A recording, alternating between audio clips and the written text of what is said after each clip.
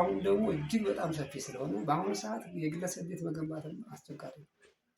እኛ ደግሞ እንገነባለን እያልን ያለ ተቋም ነው የምንገነባው።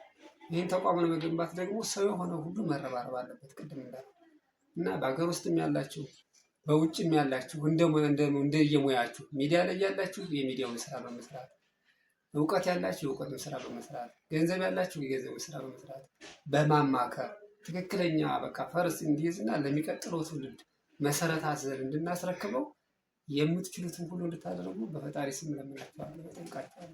የተቀደሰ ዓላማ ለመደገፍ መስፈርቱ ሰው መሆን ነው። ሰውን ለመርዳት ሰው መሆን በቂ ነው እንደሚባለው መንግስትን በመንግስትነቱ መሬት በመስጠት የሚገጥሙ ችግሮችን በመፍታት እውቀት ያለው በእውቀቱ፣ ገንዘብ ያለው በገንዘቡ፣ ቁሳቁስ ያለው በቁሳቁስ ሁሉም ሳይሆን በዚህ ላይ በረከት የማይዘግን ሰው እኔን አይመለከትም የሚልበት አይደለም። ሌላው እንኳን ቢቀር አሁን አረጋውያንን ስሰበስብ፣ የአካል ጉዳተኞችን ስሰበስብ፣ ህፃናትን ስሰበስብ ምንም ነገር የሌለው ሰው ሄዶ አይዟችሁ ከጎናችሁ ነን ብሎ አጫውቶ መምጣት ይህም እንደ ምጽዋት ይቆጠራል። አይዟችሁ እኛም ከእናንተ ጋር ነው በርቱ ማለት እንኳን ትልቅ ነገር ነው። ኋላ ግንባታ ላይ እንግዲህ መድኃኒዓለም ፈቅዶ ግንባታ ላይ ቢመርስ ደግሞ መሐንዲሱ በነፃ እንሰራዋለን ብሎኛል። ኤሌክትሪሻኑ በነፃ ነው የምንሰራው እያለ ነው። ውሃ ዝርጋታውን በነፃ ነው የምንሰራው እያለ ነው።